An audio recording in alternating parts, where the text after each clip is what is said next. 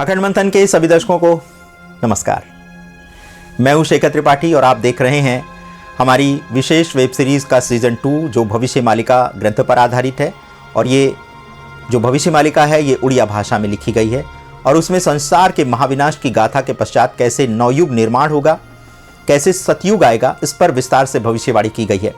अब हम आपको बताते हैं कि क्या वो समय निकट आ गया है। ये आपको ही देखना होगा, क्योंकि श्री पंचसखाओं द्वारा जो महाविनाश के लक्षण आज से सैकड़ों वर्ष पूर्व गिनाए गए थे, क्या वे अब दृष्टिगोचर हो रहे हैं?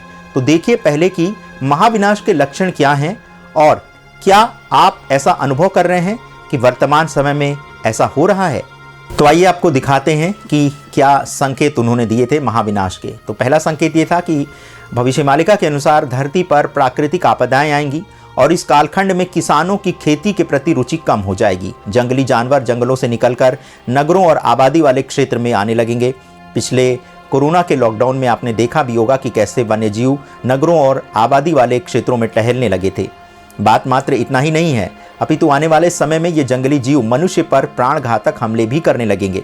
वैसे भी पशुओं को आने वाले संकट का पूर्वाभास बहुत पहले हो जाता है, इसीलिए पशु जंगल छोड़कर गांव की तरफ भागने लगते हैं। आने वाले समय में आपको भी कुछ ऐसे ही दृश्य और भी दिखाई देंगे। दूसरा संकेत ये होगा कि धरती की धुरी में परिवर्तन हो जाएगा। इसके कारण सारी मशीनें कार्य करना बंद कर देंगी। मशीनों के अचानक कार्य बंद कर देने के पश्चात सारे कार्य ठप हो जाएंगे। इसके पश्चात पृथ्वी का चुंबकत्व भी बदल जाएगा। इसके पश्चात पूरे संसार में भूकंप के विनाश की घटनाएं घटने लगेंगी। आकाश में दो सूर्य के दिखने का आभास होगा। इसमें से एक तो सूर्य होगा एवं दूसरा तारा होगा, जो कि सूर्य के समान आकाश में चमकने लगेगा।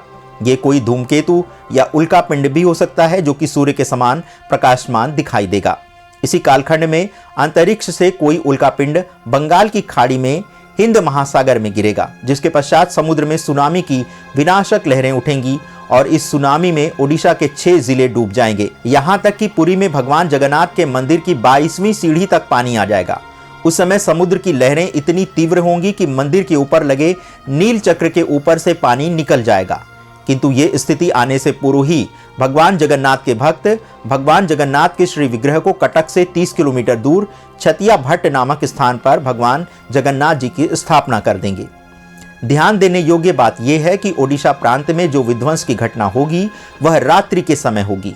इस कारण अधिक संख्या में नरसंहार होगा, क्योंकि लोगों को संभलने का अवसर ही प्राप्त नहीं हो पाएगा।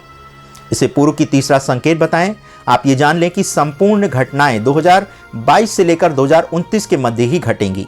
जब धरती पर भूकंप एवं सुनामी के कारण उथल पुथल मचेगी, तो इस कारण से आकाश में सूर्य 7 दिन तक दिखाई नहीं देगा। इस कारण धरती पर 7 दिन और 7 रात्रि पूर्ण अंधकार छा जाएगा। इस दौरान संसार के संपूर्ण देश आपस में मिलकर लड़ेंगे और एक दूसरे के विरुद्ध आक्रमण करेंगे। इस युद्ध में महाविनाशक परमाणु बम का भी प्रयोग किया जाएगा। इतना ही नहीं, चीन 13 इस्लामिक देशों के साथ मिलकर भारत पर आक्रमण कर देगा। इसी के पश्चात भारत को भी तीसरे विश्व युद्ध में कूदना पड़ेगा। तनिक विचार करिए कि जिस समय भविष्य मालिका ग्रंथ की रचना की गई होगी, उस समय इस्लाम धर्म का बहुत थोड़ा ही विकास हुआ था।